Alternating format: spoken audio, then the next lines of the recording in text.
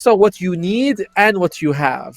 So Tearlaments, Yakutou brothers have enough of what they need, but the other team they don't.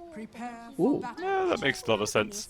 of We'll see course. how this game goes down. Zeal already paying big respects there towards Echo straight at the start of the game. Everyone tipping him as well. Wow, I didn't realise there was this much camaraderie between these guys. I like it. That's what I like to see. Zeal, It's nice and friendly. Zeal is actually not Chinese. He is one of the few non-Chinese players in this tournament. He's actually Malaysian. So Malaysia represent. Glad to see one of ours there.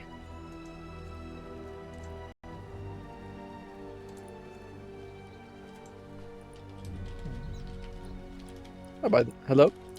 Hello. Yeah. I was like, you haven't said anything for a while. Usually. Sorry, I was just messaging. Oh. Okay. I was getting the music coming through from in game.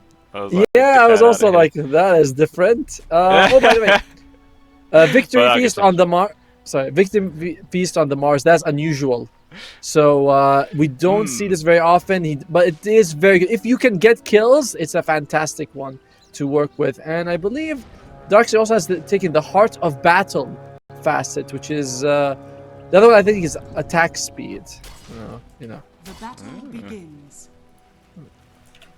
Not sure how I feel about that one, but it's fine. No. Then, 3 for 1 in terms of bounty ruins. Yeah, but Boca was able to steal that one. Takes a bit of damage, but it looks like he's going to be able to get away. I mean, 7E could have leveled Bushwhack, but I guess Boca might have just responded there with a leap or something like that. Man, they're still chasing him because Boca is just really lingering, but you can clearly see Tearlaments are like, nah, just forget about this, guys. Just go back to the lane. Whatever. It's a slug support. We don't really want to waste our time trying to bring him down.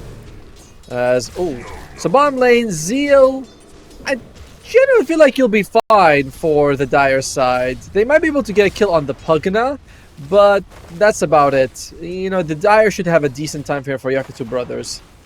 Even though it's 2 melee against a million, against a range and a half. Yeah. Oh. Cute little move there from ZZQ, using the Crepify to slow down the pull, which does allow him to get a good position, get a lot of damage here on towards the Slug. It does make this drag a little bit more costly. Why do you think Baboka has Jerax in his name? Is he like inspired by him? Jerax. Jerax is solid pos 4. Like, always one of my favorite players. I mean, I think that guy is like Aegis worthy. Maybe double Aegis worthy. Oh, for sure. I mean, yeah, I don't think I've ever asked you, Tom, but who's actually your favorite all-time esports player? Favorite all-time esports player. I'm assuming we're not including ourselves in this one, right? Neither of us are esports players, so we might have to avoid that one. I'll get back to you because I have to think about the history of who it is. Do you have one? Yeah, mine's Yapzor. Yapzor, yeah, I like Yapzor. Yapzor's pretty cool. Yapzor's great. That was back in premium secret days, but obviously times have changed. But even still, back in this game we're watching so far, in this mid, Echo's just slightly ahead in terms of CS, 14-1 against the 10-0 of Emos. Very similar, but just a slight edge. Obviously, that is the advantage generally of being a melee hero. And always hard to dodge those remnants. One of my favorite things when I was watching Yapzor in the game, and I forgot who I was laning with, but anyway, they were chasing someone very low health. The other guy was about to land the hit. Yapzor was on Rubik, and he just zaps him to kill steal. Like, right in front of it. It's very obvious it was a kill steal. You see him smiling in the camera, and I'm like, yep, that's... so I like that. I like those fours who are like, yeah, I'm going to take some gold. I don't care. He's very greedy. I admire that part about him. Do you know, whenever I used to do it used to be called lane tax. Like, hey, I'm here harassing for you, I'm dragging for you, I'm stacking for you. I'm taking a creep every now and then, I need to buy tangos, goddammit. Mid lane is looking pretty good for Echoes. He's been the most successful mid we've watched. Obviously, we haven't tuned into Yakutou brothers, but Echoes has always looked really good. Sand King mostly, but I'm sure he can do well on a Void Spirit. Oh yeah, for sure. Like I'm pretty sure we did see him on this. Maybe not yesterday, maybe the day before, but I feel like he did have a strong showing on the Zero, and already off to a pretty good start. So we'll see if he's able to progress after the laning stage finishes. Only time will tell. Top lane, Fly is having a really good time. He's able to just keep that CS high. And laning as anti-mage is a lot more annoying than it used to be. You know, your 5 is able to take a few hits, and then suddenly you're out of mana, and you're like, oh shit, I can't do anything anymore. So, not as easy as it used to be. I feel like anti-mage has really leveled up in the last few years as a laner. Oh, look at that! He just blinks into the Mars. Blinks into the Mars. The guy who had... Love it. Oh. You know, get in your face, try and hit people. That's the best way to win Dota. I like it. I mean, what do you think like the main reason for them going for this anti-mage was? Because it was a relatively early anti-mage pick, right? It was okay, actually. Bushwhack on towards Baboka with the blood grenade. Actually going to tick out here. Remnant not going to be able to grab the first one there for the Void Spirit, but either way, picked up for 7-8. It's a good start there for Tearlaments. I've seen this a lot, right? When you're playing position 4 on heroes like a Phoenix or a Weaver or a Slark, and you don't take your mobility spell, you take it level 2 most of the time, and then you walk into lane, you're like, oh shit, I thought I had this, and I'm level 4, and it's 4 minutes in, and you don't, and you just get killed like that. So, Baboka kind of messing up in that situation. And honestly, bot lane in general has been a bit of a mess for Yakutou brothers, as Zeal is also pretty far behind in that CS department. Sure. Ooh. Looks like Polo's up top. Takes some damage. Never mind. It's an Enchantress. Heals up way too quickly. But yeah, like I was saying earlier, before the first blood came, like it was an early anti-mage pick in the actual draft itself. Like I think all they saw was the Mars and Void Spirit. Like, what do you think the reason was that they decided to go for this AM? It's a little surprising, right? Because it's not something that we have seen Fly even play much this patch, but I guess they just felt like it was a really good matchup. You're up against relatively fragile supports, the Pugna and the Hoodwink, heroes with also relatively small mana pools like the Mars, so there's value to the hero, but I guess Fly just must have really wanted it. You know? It must be something that they do in the region. You know, the carry is like, I want this hero, like Ame. He's like, give me Juggernaut. I will win game 5 of TI. And then you go, you sure? He's like, yes. And then, well, you know what happened. Yeah, we don't need to open up that can of worms. But yeah, you know, we'll see if Fly is able to be, you know, that big scary late game AM carry after all. But obviously he is matched up against the TB, which in itself is another very terrifying end game carry. Yeah. So we'll see how this one pans out. Both mids, actually no, just level 6 on Echo so far with an Arcane Rune. We'll see if he wants to use this for any kind of gank. I do favor the Tearblade over the Anti-Mage if we're going to ultra late game, by the way. I think that, firstly, Reflection is amazing as Anti-Mage because you get that mana burning illusion. You generally, like, can, you know, with all your illusions, you out-damage the Anti-Mage most of the time. I feel like it's very favored towards the Tearblade. But we'll see. You know, game's still early, only 1,000 gold lead advantage for Tearlaments so far. Yeah, it feels pretty close. Despite the first blood. It feels like the only core that's actually really suffering in the CS department is actually Zeal. Whoa! Oh, Emo. Okay, he's able to survive. That was close though. Echo's using that Arcane Rune not to gank, but just try and go for a solo kill, and he actually nearly gets it. And Emo might just be forced to run all the way back to base. Actually, there is a Bounty Rune. Looks like he's going to just get his regen that way. Echo's going for a Spirit Vessel. Interesting item here. It's, I mean, it will help you kill some of the heroes, like it's, you know, reduce the heal from Enchantress, but it's not super good against the Slark. Darkseer might go for a Guardian Greaves. Puck will probably have a Yules. Anti-Mage will have a Manta. Like, this Spirit Vessel has to generate value when it's bought, and a significant amount, because it's not going to do anything later in the game. And those are very risky item timings to go for. Oh, Pelosin! Oh! Yeah, rotation comes on through. Looks like a grab on towards the Enchantress, and 70 actually getting the last hit yet again. So just the 2 kills here for the Hoodwink so far, but still a worthwhile rotation comes on through from Echoes. Meanwhile, looks like just down bottom. He's just fine. He's farming away. There was an interview with Amar, and he was like, and he said, you know what's the worst item an offlaner can buy? And he said Spirit Vessel. Spirit Vessel is the worst. Never buy Spirit Vessel. It doesn't give you stats that you need. It doesn't help you kill enough. Don't buy Spirit Vessel. So I believe in Amar. I think that guy, he knows what he's talking about. Yeah, for sure. He's got a lot of experience. I mean, yeah, Spirit Vessel, it has always felt like a offlaner / support-ish kind of item, doesn't it? It's like... It's a very good... It's a very good item if people don't counter it, but at this level, you see the urn, you instantly start thinking of Yules and Man. I mean, you're gonna get Manta on anti-mage anyway, so 2 of your heroes just naturally counter. We'll see. As Emo playing with fire, relatively low health in the lane, but don't think they'll be able to catch him. And mid tower already taking a significant amount of damage. This is Tearlaments starting on fire, although they are behind in net worth. Unusual to see that with 2 kills to their name. Yeah, it's quite interesting, especially with the TB being top of the CS as well, and everybody in pretty equal spot. I guess they're just being forced to spend more money on regen, perhaps, but yeah, it's quite an interesting dynamic. Yeah, it's even though the Terrorblade has 10 more CS than the Anti-Mage, he's actually behind him in net worth. Only 100 gold, but it is weird how that works out, as TB is also being chased here by Baboka. Baboka's just, just giving him a bit of a love tap there. And this is the weird thing about this meta. I think this is probably the first time in my career that I've seen a Helm of the Dominator on an anti-mage. Like, oh, I've been seeing this. Yeah, it's been popping up. No, it's not. Like, I agree with you that it is very uncommon and new, but it's exploding. Everyone's buying it. So, this is Dotamon right now. As everyone wants to be able to throw a Pokemon, catch one, and be like, yes, I'll send mine, and you send yours, and they'll just fight and push out lanes. Exactly. That was no way a reference to any kind of affiliated Nintendo product, so please, no one flag that. Oh no. We're all good. Oh shit, they're calling already!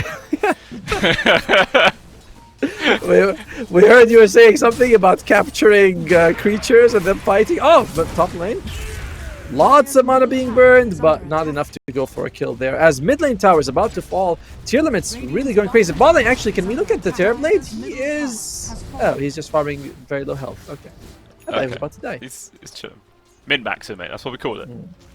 So there's going to be careful that the Sato doesn't throw Hadouken at him. But there's going to be 3 Helm of the Dominators on the Dire side. Slark, Darkseer, as well as the Anti-Mage. Because that's fun. Damn.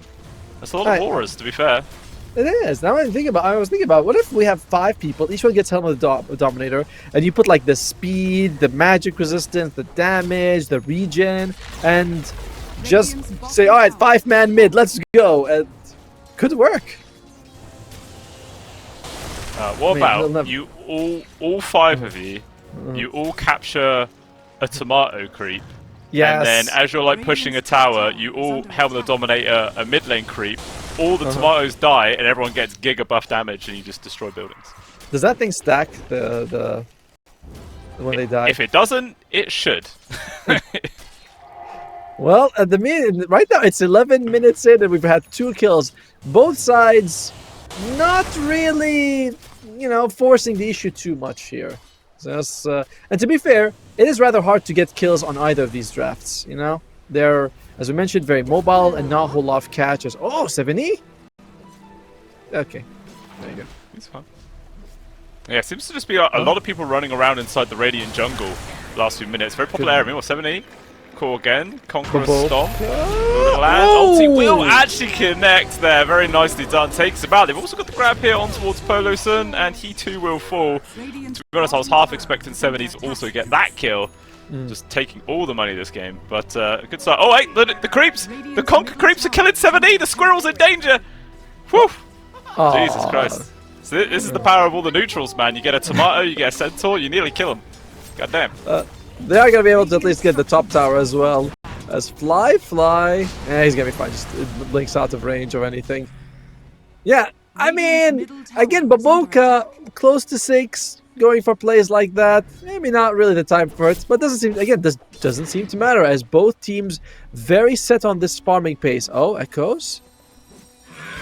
Get into Fly. Stun misses. Fly is going for it. Oh, not. Guess not. A bit too risky.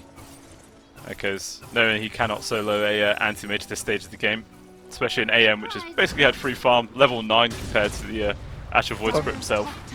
Okay, I'll tell you a very interesting bit of trivia. Every time the Radiant gets a kill, the Dire win percentage increases.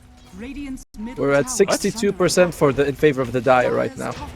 So You know, they're getting kills on Radiant, and Dire's like, yeah, this is good for us. Somehow, that's how it works. Damn. Gaben smokes some premium stuff. He really, really does. There you go. Mid-tier 1. That has been taken away. Tearlaments will respond by taking away the top tier 1 itself, but obviously the mid one's a little bit more of a valuable target, so I don't think they really mind that trade. Oh, bottom. Looks like Zeal. You know, tapping, yes sir, uses the wall, but doesn't get anything out of it. And he's going to go for Pipe on the Darks here. Decent. There's a good amount of magic damage on the other side. I wonder if he's going to go for Guardian Greaves to counter the Spirit Vessel, but we'll see. Meanwhile, no real other interesting item. Yule Scepter on the Mars helps. I like that it's the first item Yules. They definitely are lacking control, and they're like, alright, we need this to help us catch people. And it's also very good at removing the Surge. On anyone who Surge, you just throw them in the air. Yeah. Fantastic item in that situation for sure. Oh, Polison. Will get spotted from 7E, but they don't really want to go for the Enchantress, or do they? No, they changed targets, jumped over towards the puck instead. Controlled up, Sharpshooter, will it land? Yes, it will! One tap to the back. And down goes Emo, 5 for 0. But still, no net worth advantage here for the side of Tearlaments, and still no win probability advantage. Like, this is mad. Yeah, I'm surprised he actually got hit by that. I was like, oh, he's gonna live, and but at least it went up for once. It was like 62, now it went up to 60% for, well, went down 60% for the Dire. So there you go. That's going to be the Yule Scepter finished on the Mars. You know, neither team feels a huge sense of urgency, or at the very least, Yakutou Brothers seems very happy with the pace of the game. They're like, this is fine, nothing bad's happening, we're just farming away. This is actually kind of scary because if Echoes, remember he has a Spirit Vessel. He wants these big brawls to happen at this point. He wants those 3-on-3s, 4-on-4s that lead to, you know, early towers. If a game like this is very bad for a Void Spirit with this item build. Yeah, because they have to try and pedal up the aggression soon. I mean, to be fair, they have been the ones making all the moves, but it's just very difficult to play around. I mean, there's this constant, like, neutral creeps running around their own jungle. Like, for instance, there's 2 Centaur Conquerors right now just being a nuisance. Like, Zeal's farming up the camps with the Iron Shell on it. It's just really limiting the amount of money they're able to find on the side of Tearlaments. Maybe this is a main reason why the network advantage just continues to grow here for Yakutou Brothers. Another thing is, like, you can look at the wars, very defensive from the Radiants, like near the river for sure, but not deep wars because you're up against a Slark, and you're up against, as you mentioned, those creeps pushing it. So most of the, like, mid and bottom lane are pushed in pretty deeply. Oh, Echoes. Okay, they're gonna play on towards Polison. Does have the Spirit Vessel down. Oh, the Boca! But Boca wants to actually tank the ulti and will distract us away. Nicely done there to keep his fellow support alive. Still getting chased. Oh, the Remnant does connect. One more chuck there with the Acorn, and he will go down. Killing spree now here for Echoes. But it's still, you know, it's a lot of time and effort spent killing a support. Sure, it's actually still worth a fair amount of gold, but you're not really addressing the main problem of this, like this anti-mage who's just free farming, or even touching Zeal, who's actually the top farm core this game. Yeah, it's surprising, isn't it, that Slark is as farmed as he is. This is the Helm of the Dominator build. You just go get a creep, it pushes out, you get all this farm without really doing anything. As, oh, yes, sir. Fly sees him and he's like, no. Let me wait for backup here. Battlefield finished on the anti-mage, so his farm is going to accelerate as a smoke. Will it accelerate to the grave? Try it. Okay, Yule's starting up. Sharpshooter queued. Trying to burst him down with the pushback. Whoa. Oh, wait. What? How did that pushback not connect onto Fly? What happened there? Did I miss something obvious? Not connected. Well, replay. Give us a replay here. And it was just to use the magic wand. He was back to, well, not full health. Oh, we don't have replay. Like, do the Crocus have some kind of status resistance aura which I'm not aware of? Because I could have sworn I saw him get pulled to the tree. Oh, did he use the bubble? Oh, interesting. He must have used the bubble for the Croaker, the Marsh Mage. Either way, Slark, Baboka, probably dead. But again, it doesn't matter because creeps are pushing in, and could it be for the first kill on the Pokemon? They don't even care. They're like, nah, let the Pokemon live. Why should we even bother hitting him? Although Alpha, he's found a real primary target this time. Silence comes in though from Emo to help out. They drop the wall replica as well. And they will actually put a stop to that aggression. But, yes sir! Oh. He gets soloed by Fly. That is huge. That's the biggest kill in the game so far. Not only does it removes Yes Sir from the map for 30 seconds, free farm for Fly. He gets the kill. They might be able to, to consider threatening the top tower as well. But you can see like Yakutou brothers are playing in a way that is confusing, not confusing, or at least very difficult for Tearlaments. They're not sure exactly how to deal with it. Yeah, I mean, this does just seem like they're confused what the hell they're supposed to do in this situation. And maybe it is due to the fact that Yakutou brothers have access to 4 neutral creeps all permanently, where Tearlaments have 0 helm on the Dominators, so it kind of feels like a 5v9 in a weird way. It is, for sure. And there's nothing Tearlaments can do, because you can't like get a hand of Midas or your own helm and take those creep backs. Once they're taken, they belong to that side, for example. They're like married to the person.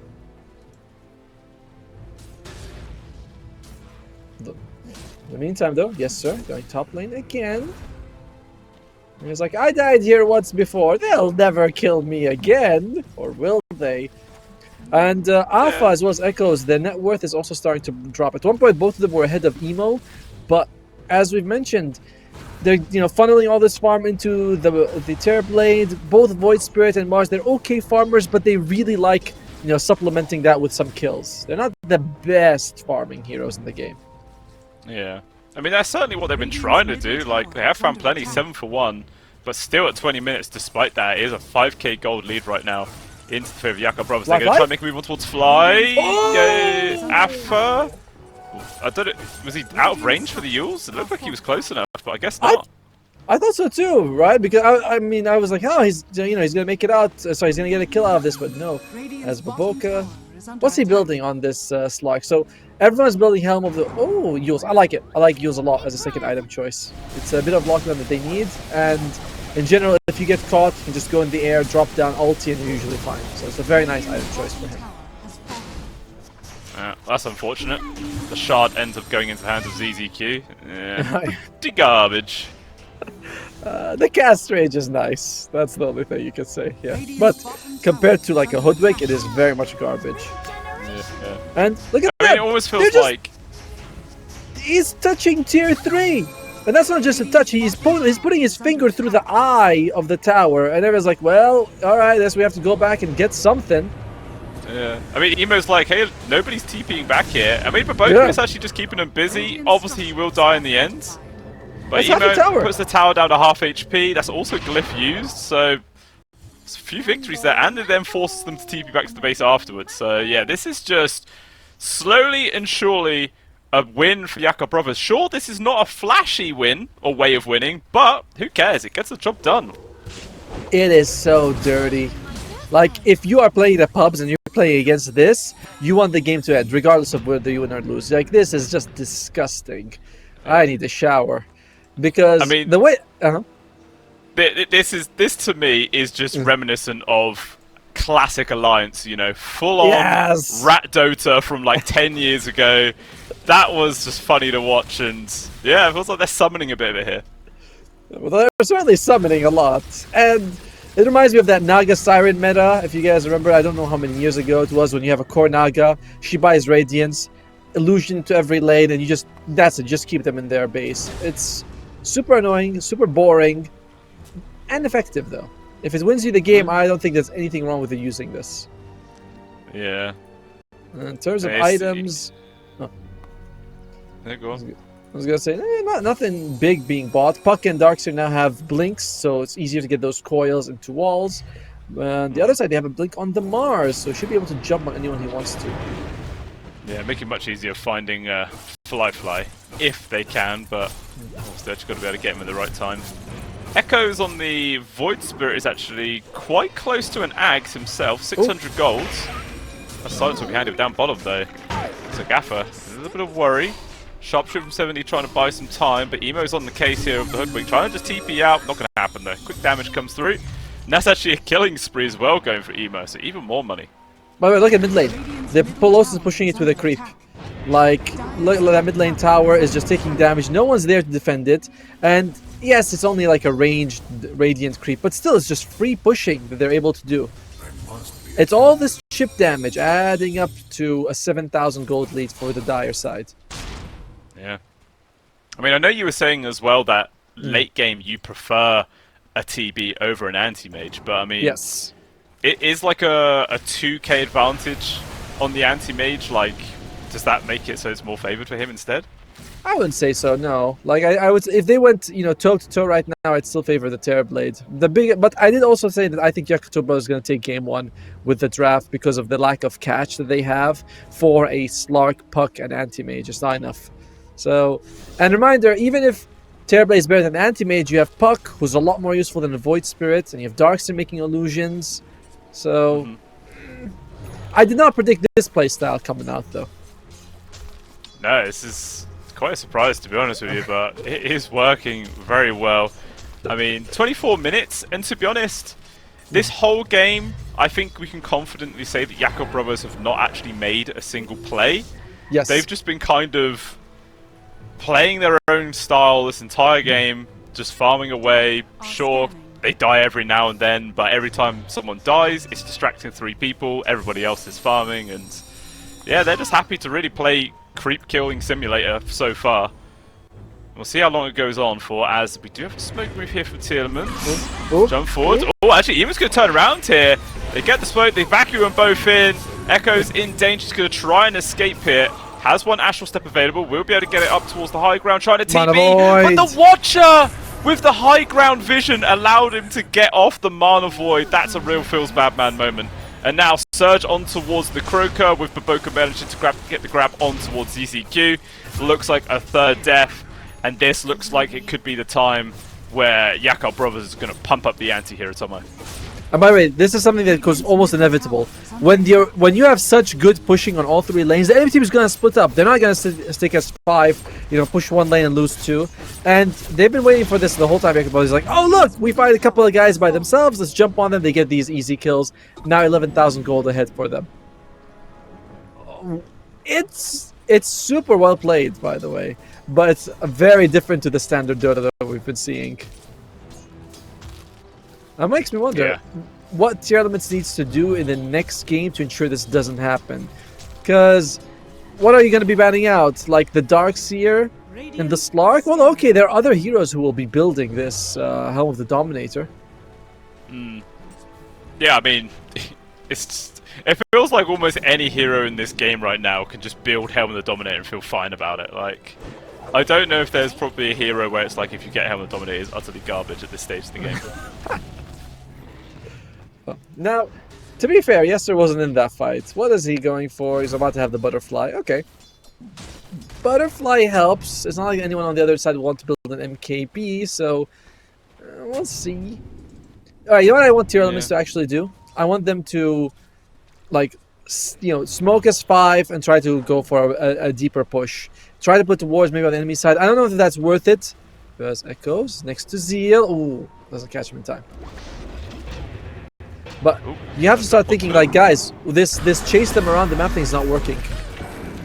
It's really not. Well, Zeal, though, they're going to try their best to be so tanky. Yeah, even with the sharpshooter, everything connecting, Zeal's just on half HP, and Surge is away. Like, okay, guys, nice one for wasting your time. Meanwhile, up top, there is a Dream Core. Emo catches on towards 2 heroes right now. They're going to try and bring him down. ZZQ turning around with the life drain, but he's just a distraction. Wants to buy time for his fellow cores to escape. Although, the Yules on Baboka has got the grab here on towards Yes Sir, and the TB is in danger. They do actually meant to bring back Baboka, but it doesn't matter. It was all a bait, and the TB is dead, Atomo. The primary target, he is gone. And now all 3 cores are at the top of the net worth here for the side of Yakutou Brothers. And if they can get this grab on towards Echoes, it would be a bonus, but he has found the way out, or has he? Even chase here from Fly-Fi. Zeal comes on through, pushes him back there with a Psychic Headband, which is actually a pretty sick move, and it just gets him killed. Insane. At this point, I'm really questioning. What is the win percentage saying? Because maybe Gaben will say it much better than me. It is 91% for the Dire. That is wild. It's been in the Dire favor for the entire game since the beginning of the draft. but it's just been skyrocketing the last 10 minutes. Huh. It's crazy. Their Tearlaments, I feel like there's no way for them to actually get anything on the map. You're up against the Slark, so Vision, one of the ways where you can be like, oh, they're split pushing, it's okay, we'll kill like one of the guys, and suddenly, we can wrap around to another lane and push that one. But no, against the Slark, that's very difficult. All the split push is by creeps, so what's the point of killing them? They just come back 20 seconds later. Yeah, it's just such a depressing situation being here for Tearlaments. I mean, I guess they have one solid high ground defense left in them, and then if that goes wrong, it kind of feels like GG territory to me. Like, this is just so hard to ever claw back. 18k goal behind at 28 minutes, despite the fact that they were the ones making the moves, they were the ones finding kills. I say that, Appa does die. Yeah, they've just nothing's gone their way. I guess the whole time they were feeling okay because the TB was free farming, sure. He wasn't really being contested that much. Like, okay, he's getting his work done, but little then still wasn't even keeping pace with the AM. And speaking of, he's a smooth bounce. And look how quickly he dies, man. His mana's gone second, and they just call it GG. God damn, that's a beatdown and a half. That I cannot blame them. I mean, look at the score, 9-10. But what a disgusting game the way they played it. What a way of winning.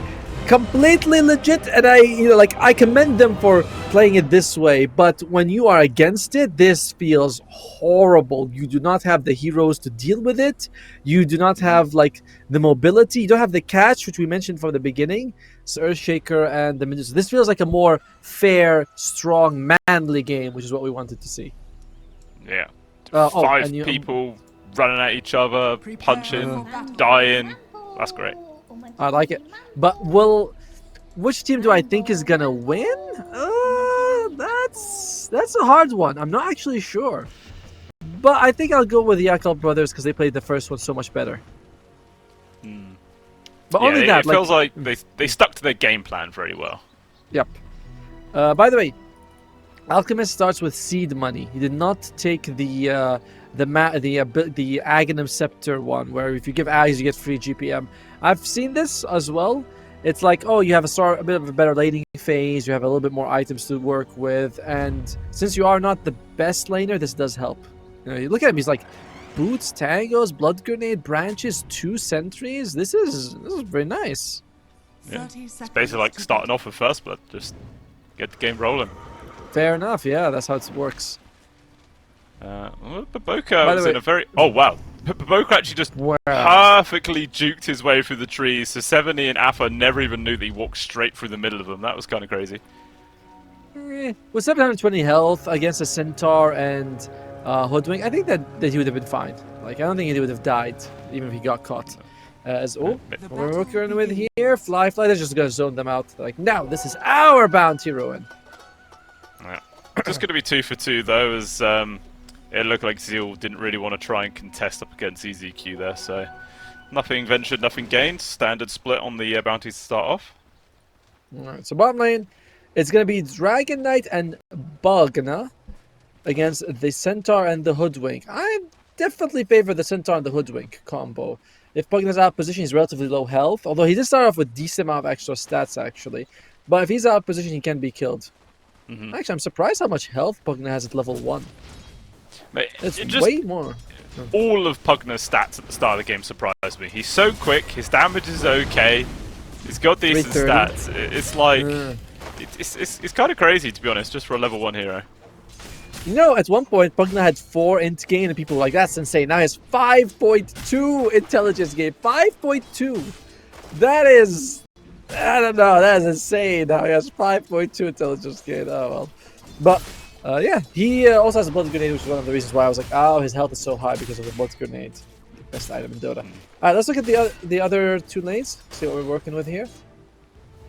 Okay, so top lane, Medusa and Disruptor against the Enigma and the Alchemist. No one wins this lane, only the viewers lose, because there's not much that's going to happen here. No, Baboka's doing the exact same thing he was doing in game number 1, just drags creeps, tries to get it behind the tower, takes a lot of damage. Yeah, it's basically the exact same turnout.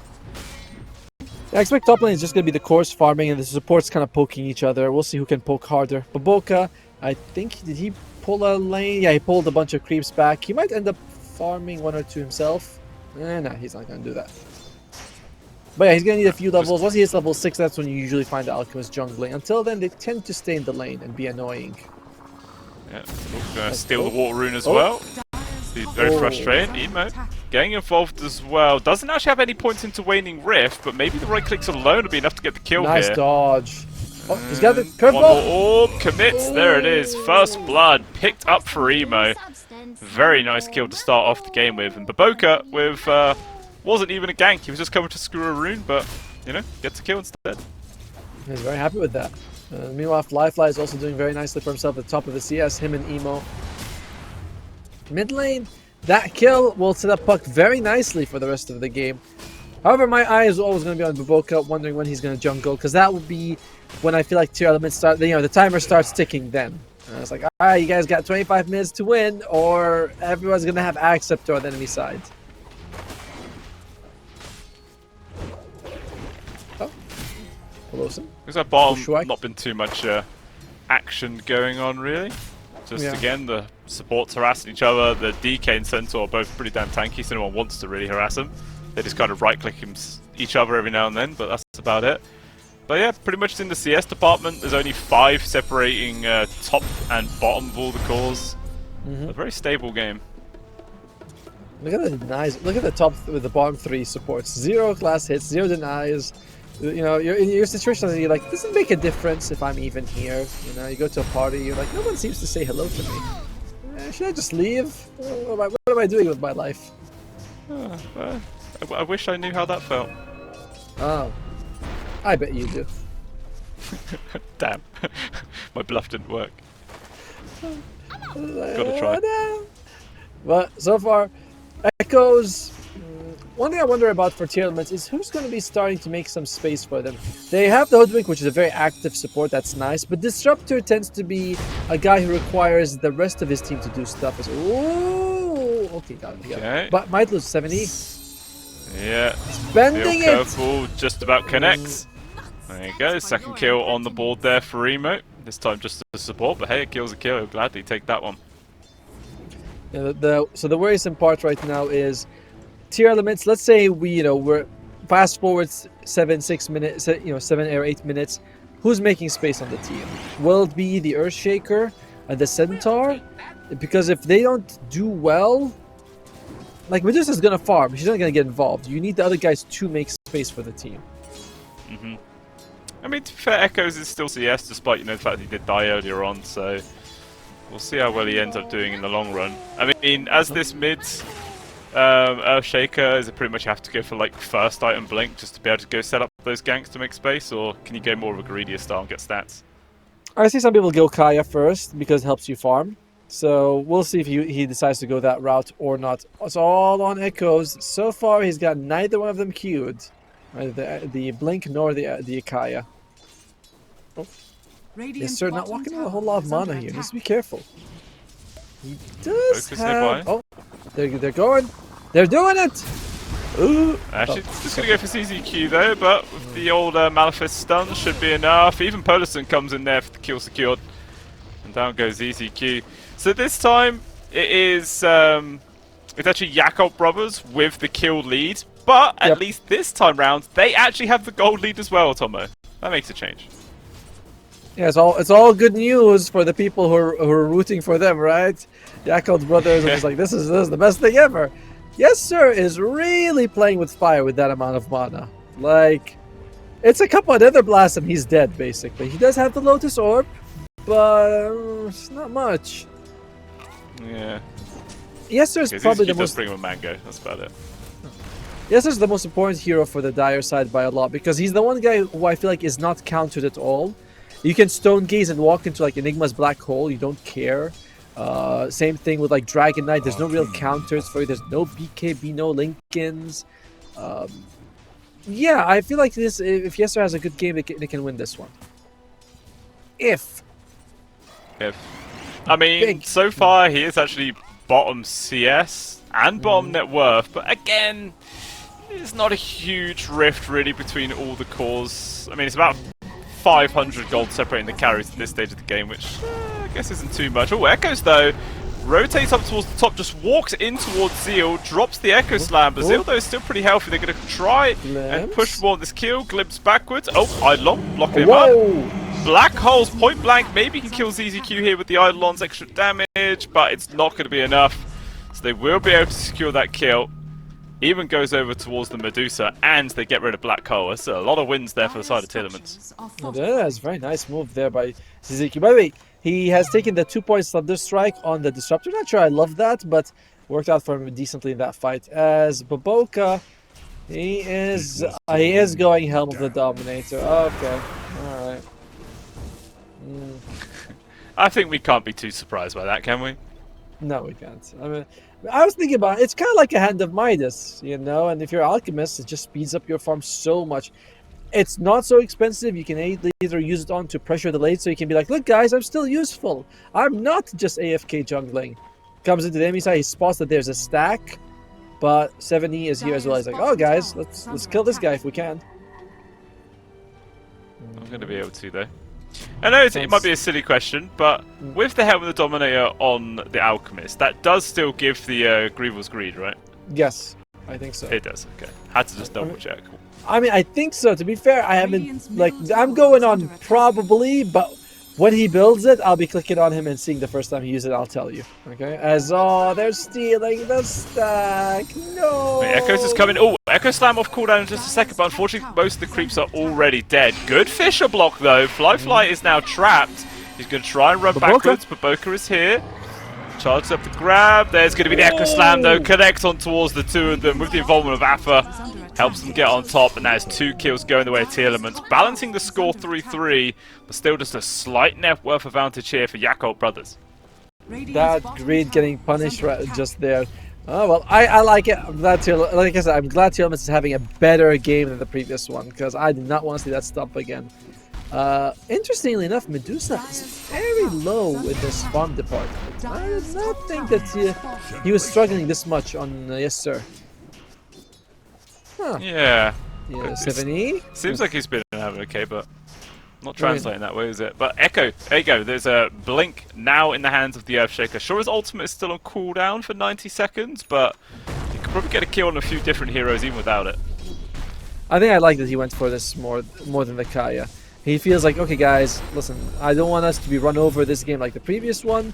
With a Blink Dagger, someone's out of position, I catch them, I kill them. Like, it does a lot. It sounds like it's not much, oh, Helm of Dominators, whatever, but a couple of kills and suddenly all these shenanigans are no longer a factor. Mm-hmm. Shenanigans. Shenanigans, good word. Very good word. Thank you. Oh, it's a good one, right? It sounds silly, but also is like, you know, annoying. It's a very nice word. Zeal. Basically taking control of the dive there with his creep army now, but Echoes with the Blink reveal, gets on top of Fly. Glimpse backwards, no escape into the stomp. He's going to try and armlet toggle his way out of here, but unfortunately there's too much damage coming in from this Earthshaker, and it's another kill going into the hands. But again, the net worth lead just continues to grow the other direction of Tomo. That's a mid-tier 1 tower gone as well. Well, reminder, they have an Alchemist support. So a bunch of that gold is inflated gold. It's not much, he's not that farmed, but it's not like, you know, oh my god, it's so much. It's only 3,000, you know, 2,000 gold, and some of it's gonna on the Alchemist. It's not big. It's not as bad as in the previous game. Mm-hmm. For sure. But I kind of feel like when the Alchemist is a support, that net worth inflation means less, right? Because he's not going to be a right-clicking hero. All this gold isn't going to be spent on DPS. It's going to be spent on utility, which doesn't really matter what hero is in the hands of. I agree with you. It's like, and in a little while, also that gold will transfer to someone else when they get the Acceptor. So it is legit gold. You know, it's not as inflated as it would be for a core. Ah, look at you making good points here. Not bad. You've played this game before, huh? Well, once or twice, you know. I've got a couple of 100 hours in it. Yeah, it's a good game. I like it. There's a reason I'm here. Meanwhile, Another smoke move here for Tearlaments. Once again, Echo's involved. This time with ulti off cooldown. He sees Baboka. There you go. He's just going to drop the ulti. They just want to keep guaranteeing kills as much as they can. Slow down those items on the Alk. And they will gladly pick that one up. We'll see if they're going to take down the tower. Oh, yeah, they will. The tower's basically dead already. So, very good move here. And Alpha has Helm of the Dominator on this one, by the way. So he's like, hey, remember what you guys were doing this game? Sorry, the previous game? Well, screw you. We'll do the exact same thing this time. I like it a lot. And this kill on Baboka, he is decently farmed still. Like 3,000 gold at 12 minutes for a spore is pretty good. But it's not good for an Alchemist. It's like okay. Yeah, I suppose there's like quite a lot of the space is being used up from his cores, so it's not really much room for him to farm. Like the entire top lane is a Medusa and an Enigma soaking everything up. Bottom lane has been completely taken over, like he was trying to use the jungle, gets immediately ganked, and then his DK is kind of taking every other bit of space, so there really isn't much room for him. It is a cramped map to be an Alchemist for sure. As he's 200 gold away from the Helm of the Dominator. Once he has that, I'm going to be only looking at him so I can give you the real answer. You know, like, well, what does it work? Does it work like that with the Grievel's Greed? I think it does. We'll see. Oh, up top. Another gank coming through. Echo's really putting this Blink Dagger to work right now. With the help of 7E, they do some good damage. Yes, sir is also here. Zeal just kind of get himself stuck in a corner. But he will die. Oh, he might just die to the creeps. Okay, Afa with his Centaur Conqueror on the other side of the map. The stun, really I'm pretty sure, to save his life. That was really good as well. Okay, he's got it. Looking at it. Still hasn't used his Helm of the Dominator just yet on the Alchemist. What creep do you think he's looking for? Any? Any would be good. Okay, will he take the range or something? He is really just okay. Holding on to it. Wow, Afa with the micro denying creeps with his Centaur Conqueror whilst also farming up himself. Like, that's just rude, man. That's the difference between us mortals and those gods who play Dota, you know? Yeah. They're doing these moves. He denies it with a creep on the other side. Ah, there we go. No, it did not increase the Grievel's Greed. I don't think it went... it was on 18 when he used it. Oh, so okay, 18 is the limit. Okay, my bad. Okay. Oh, kind of funny. Like, if you look at the Radiant jungle, Afa and Baboka both have the Warpine Raiders. They were just right-clicking each other, had a little 1v1. Okay, now it gives up. Right, so 18 is the maximum. I thought Grievel's Greed gave you a bit more than just 18 gold. And remember in the old days when it would give you like 40 or something? Now yeah, 18? Crazy. It must be... Is there a talent that increases it? No. It's just that's it. Goes up to... just 18. But to be fair, it becomes an innate ability. So, you know, you get a new skill. It becomes an innate. Not bad. For sure. You'll take it. You also get, Bow to Ruin Multiplier. Still there. Also pretty good. Meanwhile, it's 1,000 gold lead right now for the Yakutou brothers. But again, doesn't feel as bad as the previous one. What's Zeal going for? He's going to go for a Pipe of Insight early on. It's very good against the Earthshaker, but generally I feel like against Earthshaker the Pipe is good, but not as good as like when a Sand King. You know, like there's still a decent amount of control and damage coming out from the Earthshaker, even when the enemy has a Pipe. Oh, for sure, yeah. He's certainly been making his presence known this game, so he's doing everything he absolutely can. But I'm quite surprised about Zeal, to be honest, how poor this guy is. Oh, Baboka. There you go. He's pretty dead. Another kill onto the Alchemist, really slowing his game down. But yeah, on Zeal, like, I kind of felt his lane went alright up top, but he's behind the second lowest core by a full 1,400 gold. Like, this is not a fun game for the Enigma. He's 0-2. He hasn't been farming as much CS as you'd expect, you know. Like, he's only got 100 CS compared to, like, the 150 of the Medusa, 130 of the... 140 of the Centaur, 140 of the Earthshaker. So he's actually quite behind. And Baboka, he's kind of slow with his item build. He's got Helm of the Dominator. He's going for power treads. He still hasn't started working on the first Ag Scepter. And, Blink Force and Fly. Got the stun on towards 7. Emo, he's actually changing his focus right now. He's chasing after the Shaker, but he'll give it up. They get that kill. Not even using Stampede just to make sure he could get away from Zeal there. So it is probably the first actual real aggressive move being made by Yakutou brothers, and all they really net for it is support. Meanwhile, Blink Echo onto a creep army just eviscerate Zeal. And yeah, no pipe is going to keep you alive in that situation, unfortunately for him. He's got only a cloak anyway. But I'm worried a little bit about Fly in this game. I'm wondering how... I feel like late game Dragon Knight doesn't fare too well against the Medusa. It's not a matchup we see very often, but I'm putting the money on the Medusa to win it. And he's already behind net worth. I mean, has the meta changed and now it's normal to go for Corrosive Dragon again? Because I know that was the meta like a year ago, then it swapped over towards Fire Dragon, but it's gone back now? That's because the cleave is now built to the dragon, not to the facet. So they all have cleave. I see. Yeah. So because of that, corrosive with the physical damage and Mice armor just feels better for everyone. Yeah. Actually gives him some form of tower push as well. And you think I've seen Frost? I think I played a game with a Frost Dragon today, where it's pretty good if you're up against high regen. Corrosive's pretty good if you're up against in general. I'm not even sure what the Fire Dragon even does now. So it used to be the cleave. Wait, what does the Fire Dragon even do? Radiant's top tower is under attack. Let's see. What does the Fire Dragon do? Probably just like increased damage, I guess. Oh, it gives him extra magic damage when he attacks. Up to 24 magic damage. Huh. That seems kind of lame. Yeah, that's if it peaks at 24, that's pretty trash for an ulti. It's well, no, I mean like it's imbued into the Worm's Wrath thing, the passive. So you get every attack it does 24 bonus magic damages. Oh, they have it. Do they have it? Oh, they do. Oh, they do. Emo taken off the map. Like really, Tearlaments. Very similar to what they were doing in Game 1 now. Constantly looking for kills, constantly taking people off the map.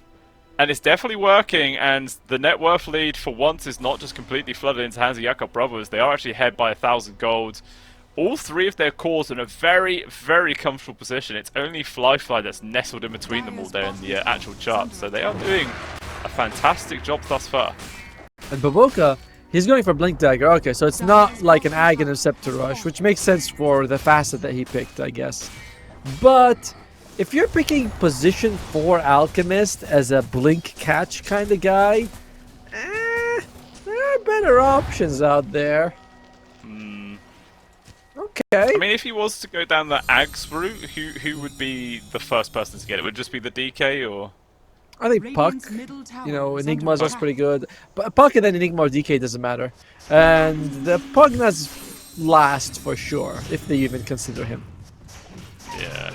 Let's see, do we want Black Dragon or do we want that Dragging Black Hole? The Dragging Black Hole is really nice.